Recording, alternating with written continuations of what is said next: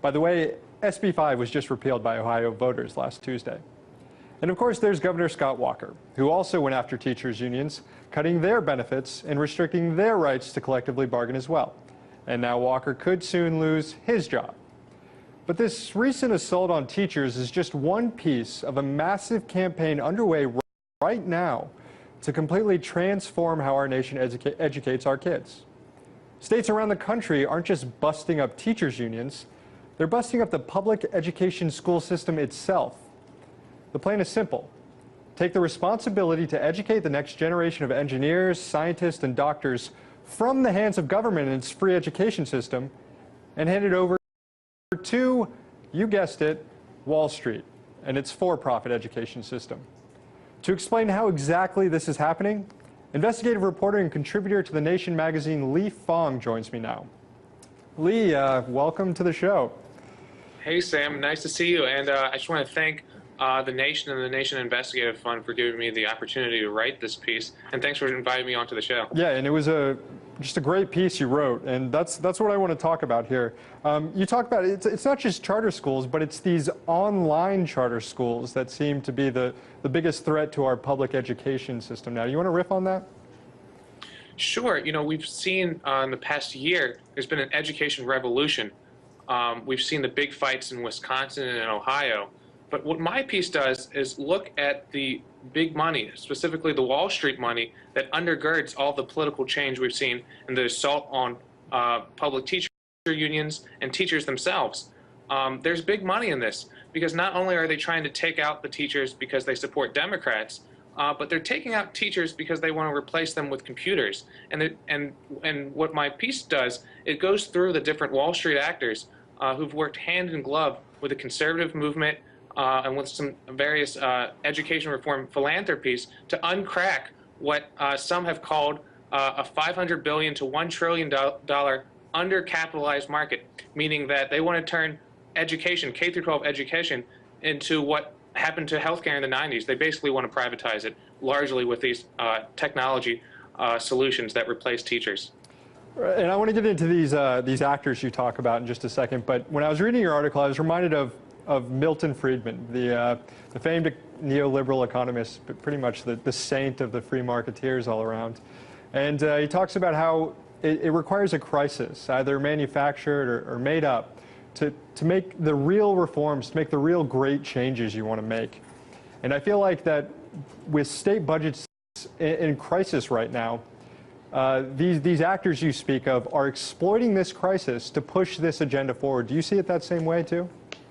Yeah, one of these conferences with about 300 state lawmakers, school superintendents, and then dozens of education tech lobbyists, they had one seminar called Never Let a Good Financial Crisis Go to Waste.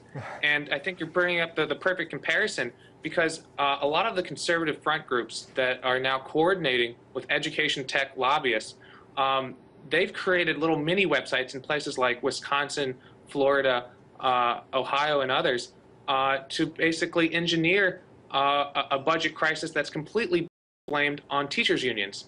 And they say, and you can look through their public statements and some of these documents that I've accumulated, they're making the argument that if you teach a student through an online computer school, that saves about $2,000 per student, and so that's good for the state. But they don't really explain how the education quality suffers, and that most of that money goes to firms like K-12 Inc.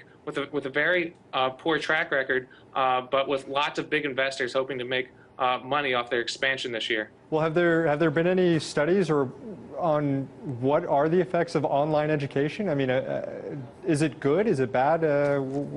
What are the studies saying?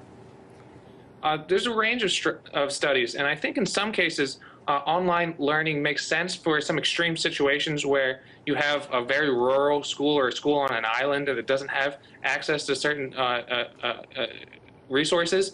And in some cases you have high school students who want to jump into college level courses, and this provides a great opportunity. But overall, the studies basically show that most online K-12 programs do very poorly. I think the average across the board is about 30% of them make the annual performance tests on math and reading, and some of them are just abysmal. One of the major online tech companies in Ohio, less than 40% of their students graduate. In some months, according to one audit of several thousand students, only 7 actually logged in to take their classes. So there's a lot of problems, and basically we're using students as a guinea pig in a huge national experiment as they've implemented these laws across the country. So usually with these kind of right-wing movements or these takeovers, you can count on 2 things being behind them. One, the American Legislative Exchange Council, the kind of shadowy right-wing group that writes legislation and hands it over to state lawmakers to pass in their states, and money from the Koch brothers.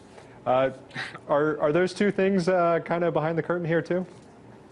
Well, I hate to be cliche, but it is, and they've done it very successfully. You know, Mickey Ravenel, a top lobbyist or executive from one of these online tech schools, she actually chairs the education subcommittee at ALEC and wrote a bill to expand virtual schools.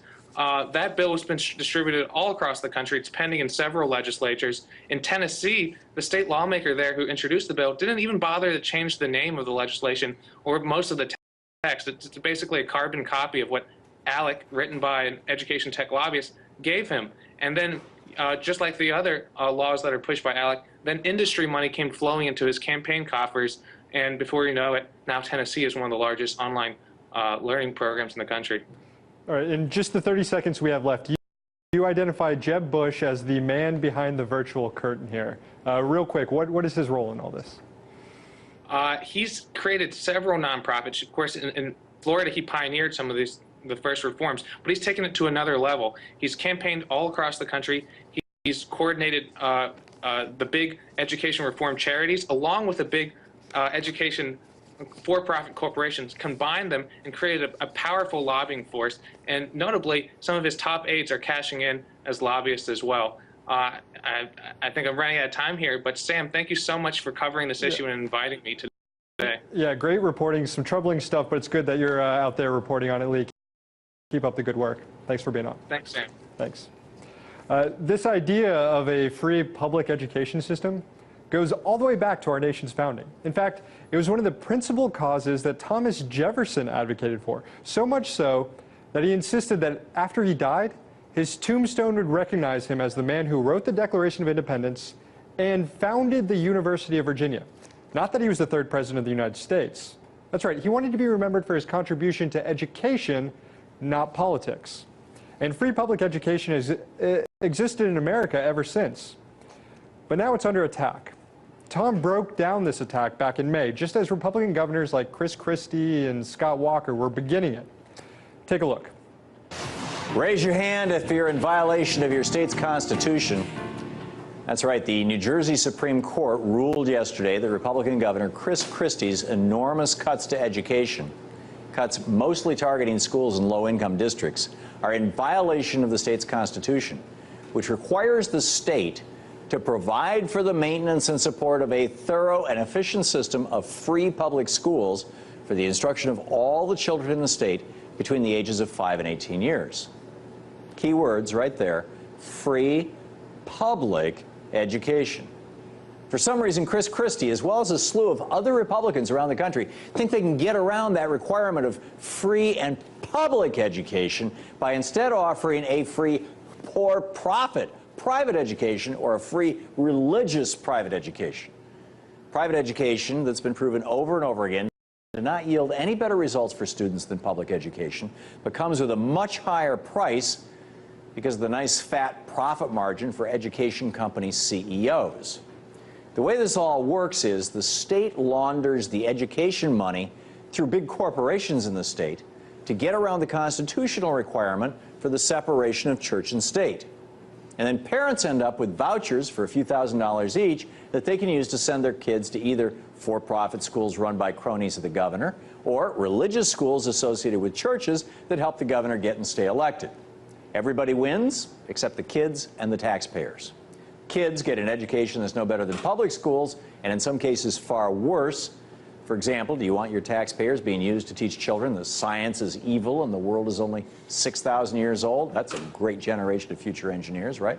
But the governor and the Republicans get a lot of love from megachurches, fundamentalist religion groups, and the for-profit school owners and CEOs that they play golf with and get their campaign contributions from. Here's how the scam works. New Jersey Republican Governor Chris Christie cut $820 million out of his education budget last year, then created an $825 million school voucher program this year. In Wisconsin, Governor Scott Walker is slashing $900 million out of his education budget and adding $750 million to a school voucher program. So, forcing us to use our tax dollars to undermine our very own public education systems. What's worse? Some of the private schools that benefit from these vouchers are religious schools. So not only are we committing tax dollars toward ruining public education, but we're also committing tax dollars to tearing down that wall of separation between church and state that Thomas Jefferson so eloquently wrote about. So we have federal education dollars going to CEOs who only care about profits, and federal education dollars going to churches that only care about getting their religious message across. And these churches, like the corporations, have a whole new revenue stream to support their evangelism and a whole crop of young new converts, all on your nickel.